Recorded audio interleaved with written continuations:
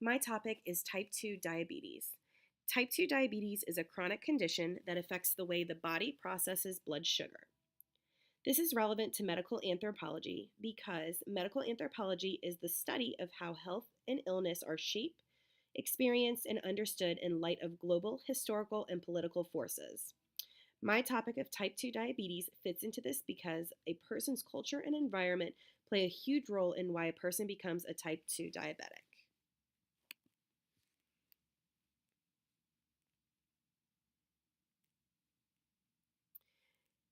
Diabetes is one of the most frustrating problems in modern medicine society. Despite considerable biomedical advances during the past half century, the etiology of diabetes, like that of other degenerative diseases, has remained a mystery.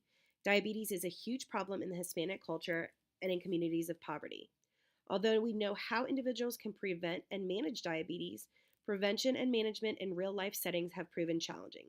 Doctors can preach to you all day about needing to lose weight or how to get more exercise, but when you are surrounded by an unhealthy culture, it is much easier said than done.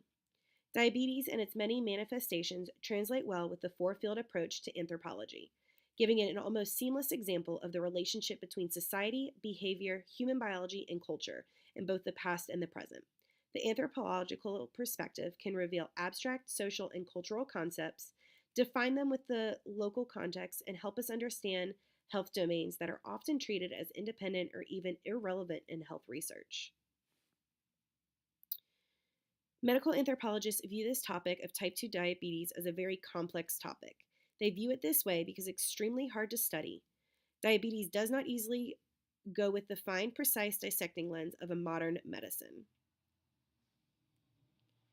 There has been an ongoing project for the last 15 years trying to work out how and why some populations continue to struggle to manage diabetes and its complications. Medical anthropologist Smith Morris are helping the biomedical community untangle the social roots of diabetes and understand why and how the disease is exploding in the United States. There are also more and more community-based diabetes programs popping up all over the United States. They are being used as a bird's eye view into this disease. Through the course of my field assignment, I was able to better understand why so many people in our area struggle with diabetes and why so many are at risk. The first participation assignment, when I observed people in a restaurant on their lunch hour, was interesting. It was interesting to see the choices people made for their sit-down lunch. The majority of people chose unhealthy options even when healthy options were available. The second observation, when we had to go to the grocery store, really put why people keep what they do in their fridge. It's much easier and cheaper to buy ready-made frozen meals than actually meal prep. My photo voice revealed how easily accessible fast food options are and how hard it is to get a healthy meal on the go. My free listing revealed that people associate unhealthy eating and being overweight, obese with type 2 diabetes more than anything else. The policy analysis revealed to me that people that are living with this pre-existing condition are much better taken care of here in the US than in other countries. In other countries, it's almost unobtainable to get insurance.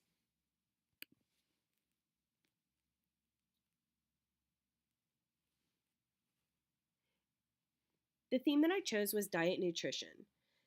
I was able to relate my health topic to it. I had the most relevant to me. Specifically in this theme is food insecurities, which is when a person does not have reliable access to nutritious food. This is huge with type 2 because if you do not have adequate access to healthy foods, you become more susceptible to getting type 2. For my readings, Wiley and Allen in the reading of Anthropological Perspective on Health and Disease defines disease as the physiological alteration that impairs function in some way. Type 2 diabetes is not only a disease, but it is a chronic disease. What this means is that this disease is long-term. It does not go away. In Cantor, We Never Ate Like That, Not Fast Food or Junk Food, talks about women and how their diets have changed because they have access to different foods now than they used to. Type 2 is on the rise today because when we have access to unhealthy foods, much easier than we have access to healthy food options a lot of the time. In Shakin, no heads, no feet, no monkey, no dogs. The evolution of personal food taboos. This article looked at various customs and diets that the author encountered while abroad. I can relate this article to my topic because the culture we are raised in has a huge determinant for the food we eat, which directly affects the disease we can get due to those health choices. After researching this topic throughout this semester, I have drawn the conclusion that the topic of type 2 diabetes is still a very unfamiliar topic to people. People have heard of it and they know what it is, but they do not know what the disease is caused by most lifestyle choices, and they do not know what other diseases can manifest from it.